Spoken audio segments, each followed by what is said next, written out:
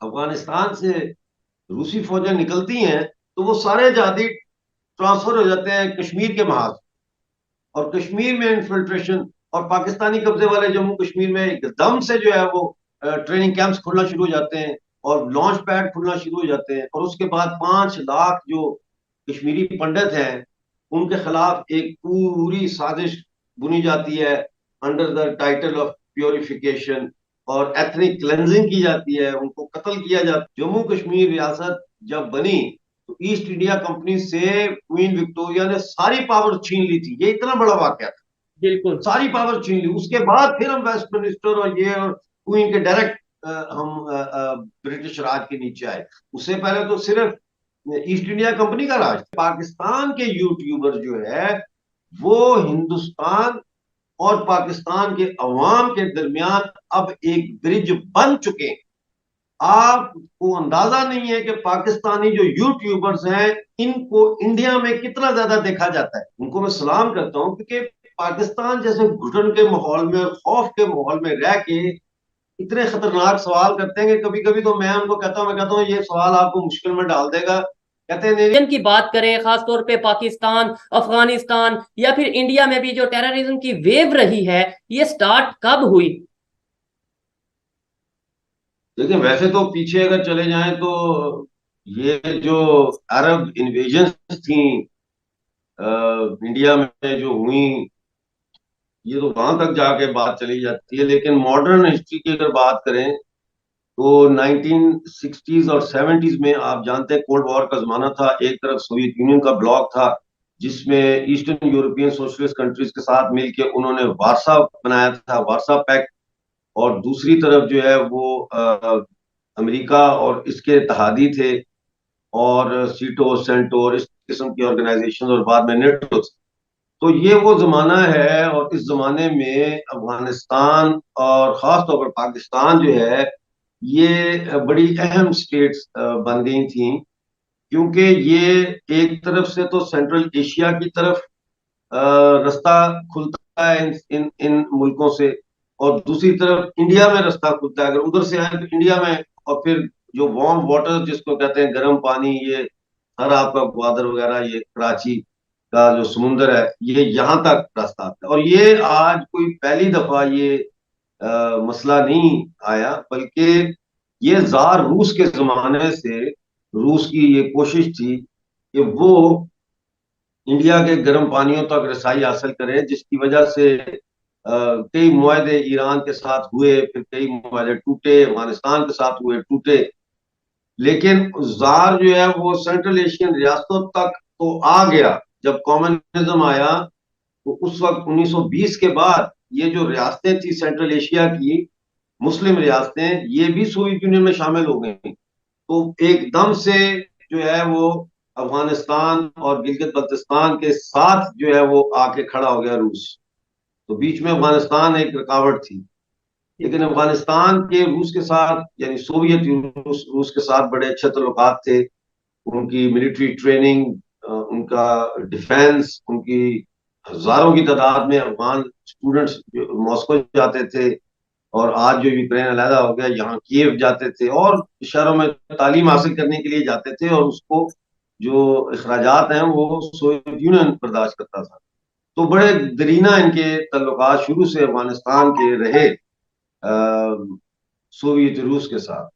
इधर पाकिस्तान जो है वो फिर इस कोल्ड वॉर में एक फ्रंट लाइन स्टेट बनना शुरू हो गया, क्योंकि जो वेस्टर्न इंटरेस्ट है वो सारे कन्वर्ज होना शुरू हो गए पाकिस्तान में after the fall of Shah Iran.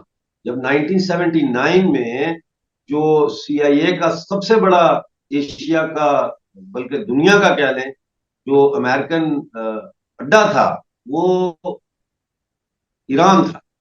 लेकिन जब वहां आयतुल्लाह खुमैनी ने सरकार बनाई तो अमेरिका वहां से निकला, तो उसके बाद वो शिफ्ट हुआ, और वो सीआईए का जो है गढ़ फिर पाकिस्तान को उन्होंने बनाया। यानी पाकिस्तान से फिर सीआईए ऑपरेट करना शुरू किया उसने इस रीजन के लिए, जो काम वो ईरान से कर रहे थे। इस दौरान पाकिस्तान के अपने ताल्लुकात भी सदर दाऊद के साथ, अफगानिस्तान के जो लास्ट प्रेसिडेंट थे सदर दाऊद, उनके साथ बड़े खराब थे, और ये भुट्टो साहब का जमाना था।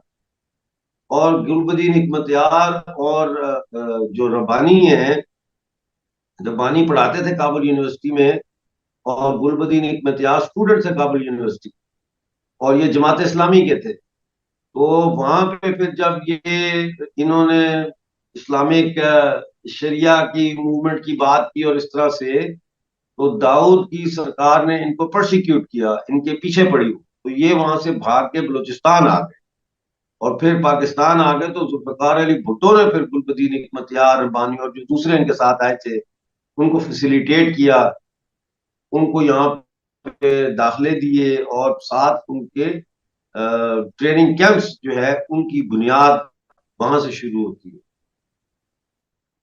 लेकिन उस वक्त ये सिर्फ अफगानिस्तान की जो दाऊद गवर्नमेंट है उसको एक किस्म का कह लें ब्लैकमेल करना या उसको तंग करने के लिए इन लोगों को, डिसिडेंट्स को पाकिस्तान में पनाह दी गई। इसका और कोई बहुत बड़ा इस्लामिक मकसद नहीं था। लेकिन फिर हम देखते हैं 27 अप्रैल 1978 को coup होता है काबुल में, और जेल से छुड़ा के वो नूर मोहम्मद तरक्की को और दूसरे लीडर्स को जो है वो अफगान आर्मी का एक सेक्शन इक़्तिदार में लेके आता। और जब वो इक़्तिदार में आते हैं तो वो कम्युनिस्ट थे, उन्होंने वहां पे पीडीपीएम बनाई, वो बनाई, क्या उसे कहते हैं, पाकिस्तान की दो पार्टियां थी, परचम और खल्क, इनको मिला के कोalition गवर्नमेंट बनाई। उनके साथ डिफेंस पैक्ट जो है वो दोबारा रिन्यू किया, पहले भी था कि अगर अफगानिस्तान पे कोई हमला करेगा तो सोवियत यूनियन उनकी मदद करेगा। इसके बाद इस दौरान पाकिस्तान में जैसा कि आप जानते हैं कि जुल्फिकार अली भुट्टो के खिलाफ टीएनए की तहरीक चली, और वो जो थे भुट्टो साहब को फिर इक़्तिदार से हटा के ज़िया उल हक साहब ने मार्शल लॉ लगाया। और उसके बाद ये तो 77 में हुआ, 78 में अफगानिस्तान का वाकया होता है, तो फिर 79 में भुट्टो साहब को फांसी लगा दी जाती है। तो उसके बाद फिर जो बहुत सारे वॉर लॉर्ड्स थे जिनकी जमीनें अफगानिस्तान की कम्युनिस्ट गवर्नमेंट ने कन्फिस्केट कर ली थी, बहुत बड़े बड़े, जैसे बेनजीर भुट्टो की यहाँ पे जमीनें थी, वही समझ लें अफगानिस्तान में जो जरदारी होंगे उनकी जमीनें, या जो शाह महमूद कुरैशी थे उनकी जमीनें सारी जब्त करके किसानों में वापस कर, किसानों को मलकियत दे दी और बहुत सारी डेवलपमेंट की। अब ये एक अलग सवाल है कि क्या उनका ये इकदाम एडवेंचरस था, क्या अफगानिस्तान इस किस्म की इस्लाहत के लिए तैयार था या नहीं था, कोई अलग डिबेट है। लेकिन लोगों ने वहां पे जमीनें लेने से बड़े पैमाने पे इनकार कर दिया, क्योंकि वो समझते थे कि जमीनें जो है ये अल्लाह ताला ने जो है वो इनको दी है वॉर लॉर्ड्स को, तो ये कौन होते हैं कि इनसे अल्लाह की दी हुई चीज छीन के तो हमें दे दे, तो ना ना ना, ये तो गुनाह है, हमने नहीं ले। अजीब किस्म का माहौल था। तो वॉर लॉर्ड जो है वो फिर ये कह के कि यहाँ पे काफिरों की हुकूमत है, आ गई है, और उन्होंने मूव करना शुरू किया पाकिस्तान की तरफ। अब जब ये पाकिस्तान में आए तो मजार शरीफ से लेके कंधार तक हर वॉर लॉर्ड जो है वो पाकिस्तान पहुंच गए, पिशावर। उधर जियाउल हक ने इस चीज को भांप लिया कि अब रूस अफगानिस्तान में आके बैठ गया पहली दफा। 1801 से लेके अब तक की जो तारीख थी, ये पहला मौका था कि रूस फौजें लेके बैठ गया वहां। तो उसको समझ आ गई थी कि अब ये बेस्ट चांस है उसकी हुकूमत के लिए, जियाउल हक की हुकूमत के लिए, कि वो अमेरिका की गोद में बैठ के तो अपने इक़्तिदार को भी तूल दे, डॉलर भी कमाए, और यहाँ पे पूरा जो है वो डेमोक्रेटिक सिस्टम पाकिस्तान को जो है उसको डिसमेंटल करे, इस आड़ में कि हम इस्लाम का दिफा कर रहे हैं, हम अब अफगानिस्तान में जहाद कर रहे हैं। अब आपका सवाल जो था वो एक ये भी उसका पहलू बनता है कि फिर ये ऑर्गेनाइज कैसे होगा। ये मतलब है ठीक है लोग आ गए, उन्होंने कहा जी वहां पे काफिर आ गए, लेकिन ये इंस्टीट्यूशनलाइज कैसे हुआ, क्योंकि जहाद इंस्टीट्यूशनलाइज हो गया ना, एक इदारा बन गया जहाद। वो ऐसे हुआ कि पाकिस्तान को जब एड मिलना शुरू हुई अमेरिका से इसके लिए और दूसरे मुल्कों से, तो पाकिस्तान ने एक शर्त रखी कि ये एड सिर्फ उनको मिलेगी जो रजिस्टर्ड पार्टियां होंगी अफगानिस्तान की पाकिस्तान में। लिहाजा फिर आप देखें हर जहादी, जो बाद में जहादियों के हम मुजाहिदीन जिनको उस वक्त कहते थे, ये तमाम मुजाहिदीन ने अपनी अपनी पार्टियां बनाई, बैंक अकाउंट खोले, और इन्होंने उन बैंक अकाउंट्स में पैसे मुंतकिल करना शुरू किए। लेकिन जो अफगान रिफ्यूजीज थे उनके ऊपर एक कंडीशन थी और वो ये थी कि उनको इस एड में से राशन, पानी, तंबू, कपड़ा, साबुन, खर्चा के लिए पैसे उस वक्त तक नहीं मिलेंगे जब तक वो किसी न किसी एक जिहादी तंजीम के मेंबर ना हो। ये कंडीशन थी। लिहाजा अफगानियों ने तेजी के साथ जिसकी जान हाथ पड़ा उन्होंने मेंबरशिप्स ली, और फिर उनके बच्चों की तालीम के लिए बाकायदा वहां पे लोकल मदरसे बनाए गए। और उन मदरसों का जो करिकुलम था 1980 में, वो निब्रास्का यूनिवर्सिटी अमेरिका में डिजाइन किया गया सारा। और उसके अंदर से अलिफ, आम, बे बकरी, पे पंखा, जीम जग, ये हटा के अलिफ अल्लाह, बे बंदूक, पे जो है वो उसे पे से पिस्तौल, और जीम से जहाद, ये नया कायदा बनाया गया। ये नेब्रास्का यूनिवर्सिटी अमेरिका में बनाया गया, वहां डिजाइन हुआ। फिर वहां से ये आया पेशावर के प्रेस में, जो छापा खाने, वहां पे फिर लाखों की तादाद में ये नए कायदे हुए। इसी तरह सो मच सो के जो मैथमेटिक्स के जो कोर्सेज थे उसमें वेलोसिटी जो है उसकी जो मिसाल के तौर पर सिखाने के लिए जुबान ही चेंज कर दी। यानी अगर एक गोली एक जहादी की बंदूक से 100 किलोमीटर फी घंटे की रफ्तार से खड़ी चलती है, तो वो 400 मीटर पे खड़े रूसी काफर लैंग्वेज पूरा वो एक किया।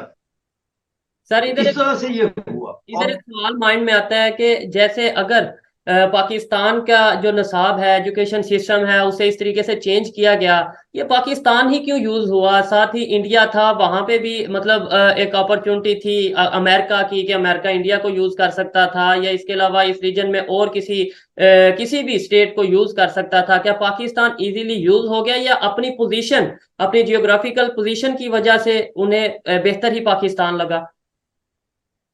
जी बिल्कुल, ये जोग्राफिकल पोजीशन की वजह से ही हुआ ना, क्योंकि इंडिया का तो सेंट्रल एशिया के साथ या अफगानिस्तान के साथ बॉर्डर नहीं लगता। डेफिनेटली। वो तो तब लगता कि गिलगित बल्तिस्तान और पाकिस्तानी ऑक्युपाइड जम्मू कश्मीर इंडिया के साथ होते, तो फिर इसीलिए तो ये काटा गया ना बीच में से, अंग्रेजों ने कटवाया ही ताकि इंडिया का डायरेक्ट जो है वो रास्ता ना हो। तो इसकी मेन वजह यही थी कि पाकिस्तान फ्रंट लाइन स्टेट बन गया था, और उस फ्रंट लाइन स्टेट के बनने में जो है वो अमेरिकी डॉलरों का, फिर चाइना ने, वहां चाइना ने बहुत इमदाद दी है बेशुमार। और इसी तरह मिस्र ने और मुल्कों ने, तो वो सारा जो है उसके। अच्छा, फिर ये तो अफगानिस्तान में जहाद हो रहा था, ठीक है ना। पीछे इन्होंने ये किया कि मौलवियों को एम्पावर करना शुरू कर दिया। वो मौलवी जिसको हम कुरान बच्चों को पढ़ाने के लिए घर बुलाया करते थे, या उस्तानी जी होती थी, हमारे घर में आती थी, मेरी बहन को कुरान शरीफ पढ़ाने के लिए, तो उस्तानी जी आती थी, लड़कों को पढ़ाने के लिए मौलवी साहब आते थे। तो वो उस तबके को फिर जियाउल हक ने एम्पावर करना शुरू किया, और जक़ात कमेटियां बनाना शुरू की, और जक़ात कमेटियों के अंदर जो फंड थे उसके ऊपर मौलवी को बिठा दिया।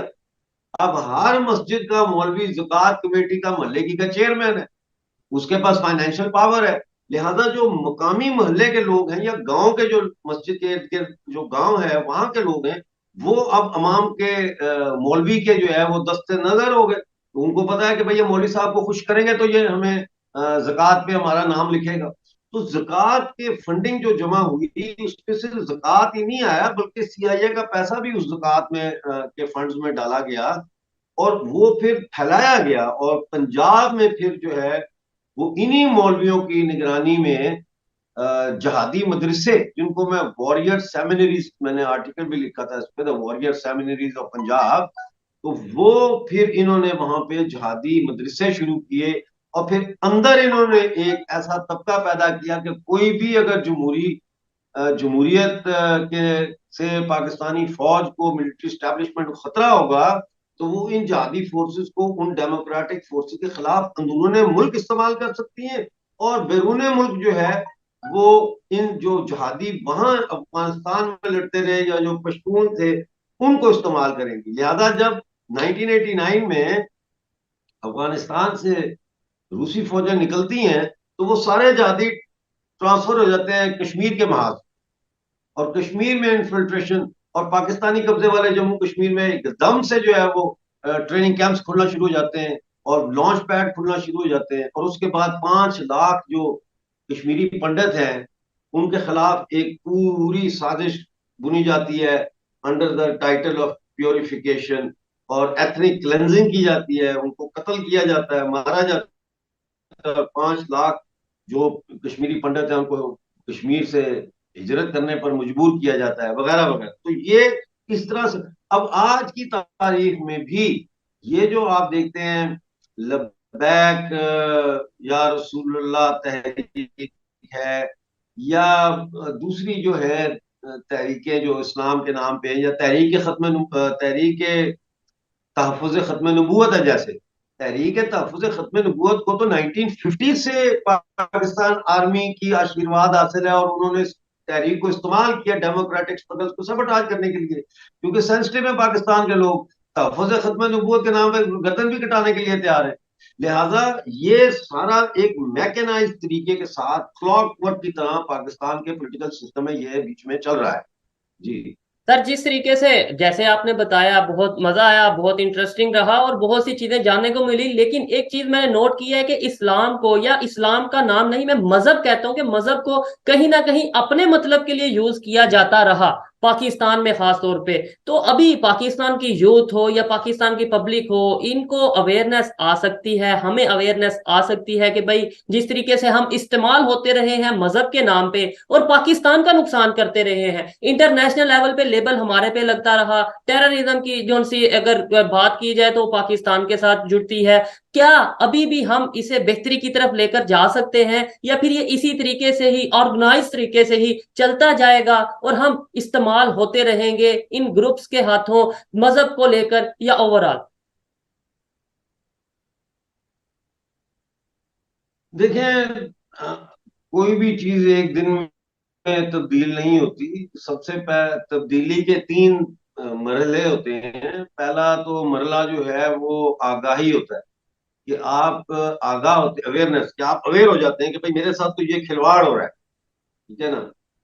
तो वो अवेयरनेस जो है बहुत जरूरी है इस चीज की, कि ये समझा जाए कि मजहब, चाहे वो किसी भी कोई भी मजहब हो। देखें, यूरोप में भी मजहब का कार्ड इस्तेमाल होता है। आयरलैंड की मिसाल आपके सामने, प्रोटेस्टेंट और कैथलिक्स की के हवाले से जो आयरिश मूवमेंट, हर माशरे में जहां फसाद डालना है वहां मजहब डाल। यही हिंदुस्तान में अंग्रेजों ने किया।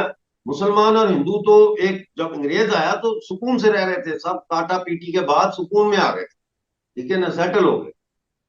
इन्होंने आके वहां पे ये मजहब का कार्ड इस्तेमाल किया। 1909 में इन्होंने मॉर्ले मिंटो रिफॉर्म्स करके जो है वो मुसलमानों का अलहदा इलेक्टोरल कॉलेज बनाया, हिंदुओं का अलहदा इलेक्टोरल कॉलेज बनाया। यानी मुसलमान हिंदू को वोट नहीं दे सकता, वो सिर्फ मुसलमानों को देगा, और हिंदू जो है वो मुसलमानों को नहीं दे सकता, वो हिंदू को। यानी ये मजहब कार्ड है ना, जिसकी बुनियाद पे पूरी तहरीक आजादी। तो पहली चीज तो है अवेयरनेस, और दूसरी चीज जो है वो है इस अवेयरनेस को फैलाना, क्वांटिटेटिव चेंज लाना लोगों के शऊर में, मिकदार की तब्दीली। यानी एक काफी नहीं है, लाखों लोग, करोड़ों लोगों का दिमाग जो है वो सही हो, वो अवेयर हो। ये दूसरा स्टेप है जो बड़ा मुश्किल है। और तीसरा स्टेप है एक ऐसा प्लेटफॉर्म, एक ऐसा सियासी प्रोग्राम, एक ऐसा इंटेलेक्चुअल डिस्कोर्स जो माशरे के 65% से 70% नौजवानों को बगावत की शक्ल में निकले, जिससे इनकलाब भी तब्दील कर दे। फिर यह ना कहा जाए कि चंद जर्नैल खराब है बाकी फौज सारी ठीक है। फिर ये कहा जाए कि ये पूरी फौज जो है, इस फौज समेत पूरी रियासत को हमने खत्म करना है। नई रियासत बनेगी, नई फौज बनेगी, नया कानून बनेगा, नया आइन बनेगा। उठा 1973 के आइन को छोड़ दें, नया आइन नए सिरे से बनाए, बजाय तरमीमें करने की। तो ये, इसमें अब कितना वक्त लगता है, ये आप वहां बैठे हैं, आपको ग्राउंड रियलिटी का पता है, आप इसका जवाब मुझसे बेहतर दे सकते डेफिनेटली। और इस लिहाज से तो शायद बहुत सा वक्त लगेगा, लेकिन हम यही चाहेंगे कि जल्द से जल्द पाकिस्तान में बेहतरी आए, लोगों में अवेयरनेस आए। लोग इस तरीके से किसी दूसरे के हाथों मजहब के नाम पे या कैसे भी इस्तेमाल हो रहे हैं और अपना नुकसान कर रहे हैं, अपने पाकिस्तान का नुकसान कर रहे हैं। जितनी जल्दी अवेयरनेस आएगी उतनी ही हमारी बेहतरी है। सर एक चीज मुझे समझ नहीं आती, अगर हम बात करें इंडिया की, तो कहा जाता है कि इंडिया से इसलिए दुश्मनी है, एक तो कश्मीर का इशू रहा, साथ वो नॉन मुस्लिम है, वो हिंदू हैं। अगर बात करें अमेरिका की, वहां भी यही कह दिया जाता है जी वो भी वो यहूदी नॉन मुस्लिम है, इसराइल यहूदी है। ये तीन कंट्री दुश्मनी इसलिए है जी वो नॉन मुस्लिम है। चाइना क्या नॉन मुस्लिम नहीं है? तो वो हमारा सबसे बेहतर फ्रेंड कैसे हो गया? ये मतलब पाकिस्तान की पब्लिक में एक आम नैरेटिव है, ये मुझे समझ नहीं आता। देखिए, ये जो नैरेटिव है ना, ये मजहब की बुनियाद पर बरे सगीर में जो तकसीम हुई है, उससे जुड़ा हुआ है। इसके ऊपर अलहदा से एक प्रोग्राम कर लेंगे जिसपे इसको डिस्कस कर लेंगे ठीक है। कि ऐसा क्यों है। ठीक हो गया। सर कश्मीर में अगर हम बात करते हैं, अभी कश्मीर के हवाले से वही बात जो हमने इस रीजन की बात की, वो कश्मीर में किस तरीके से इंडिया पाकिस्तान का तो कन्फ्लिक्ट्स रहे हैं कश्मीर को लेके, लेकिन इंटरनेशनल